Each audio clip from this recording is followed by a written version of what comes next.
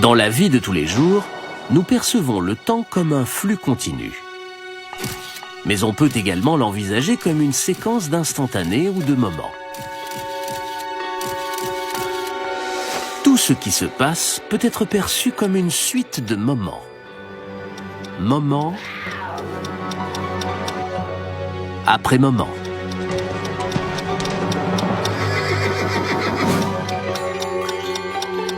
Et si l'on se représentait une séquence de chaque instantané, chaque moment ici sur la Terre, chaque moment de notre planète qui orbite autour du Soleil, et chaque moment à travers tout l'univers, on distinguerait alors chaque événement qui s'est déroulé ou qui doit survenir.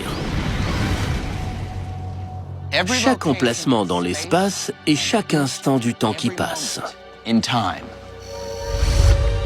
De la naissance de notre univers avec le Big Bang, il y a environ 14 milliards d'années, à la formation des étoiles de la Voie lactée,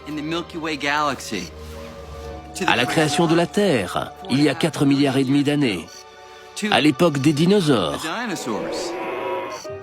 jusqu'aux événements survenant sur Terre aujourd'hui, comme moi, travaillant dans mon bureau. En envisageant l'espace-temps de la sorte, Einstein a bouleversé notre conception du passé, du présent et du futur. Afin de percevoir cette notion, il faut envisager un concept simple en apparence, l'instant présent. Parmi les choses que je considère susceptibles de se produire maintenant, je pourrais citer le tic-tac de la pendule de mon bureau,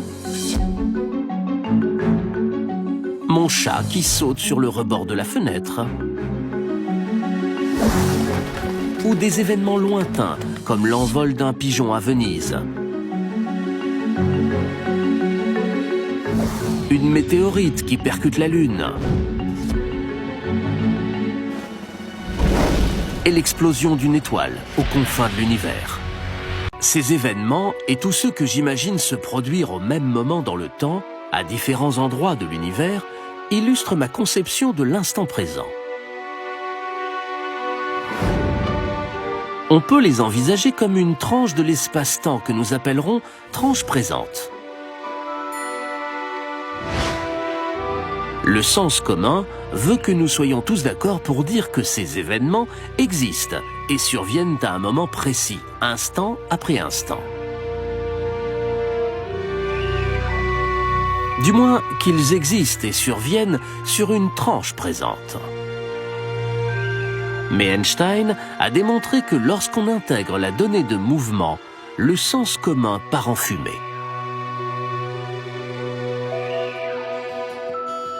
Pour mieux comprendre, envisageons l'espace-temps comme une miche de pain.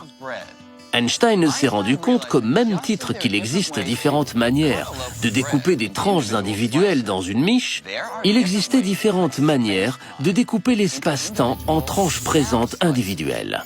Autrement dit, puisque le mouvement affecte le temps qui passe, des observateurs en mouvement auront une conception différente de ce qui se passe à l'instant présent. Chaque observateur découpera donc sa propre tranche présente dans la miche, mais avec un angle différent. La personne en mouvement inclinera le couteau. Elle découpera les tranches selon un angle différent du mien. Ces tranches de temps ne seront pas parallèles aux miennes. Afin de saisir ce concept étrange, imaginons un extraterrestre ici, dans une galaxie située à 10 milliards d'années-lumière de la Terre. Et de ce côté, sur la Terre, l'homme de la station-service. Si ces deux personnes sont immobiles, qu'aucune ne bouge par rapport à l'autre, leurs montres tournent au même rythme et elles partagent la même tranche présente qui traverse la miche. Mais que se passe-t-il lorsque l'extraterrestre enfourche son vélo et s'éloigne de la Terre? Puisque le mouvement ralentit le temps, leurs montres ne tourneront plus au même rythme. Et si leurs montres ne sont plus synchrones, leurs tranches présentes vont différer. Celle de l'extraterrestre découpera la miche selon un autre angle, orienté vers le passé. Puisque l'extraterrestre progresse à faible allure, sa tranche est à peine inclinée vers le passé. Mais à cause de la distance immense, cet angle minuscule correspond à une énorme différence de temps.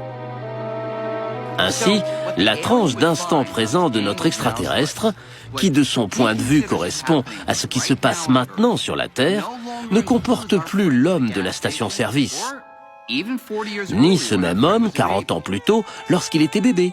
Bizarrement, la tranche présente de notre extraterrestre a remonté 200 ans d'histoire de la Terre et inclut désormais des événements que nous considérons comme appartenant à un passé lointain.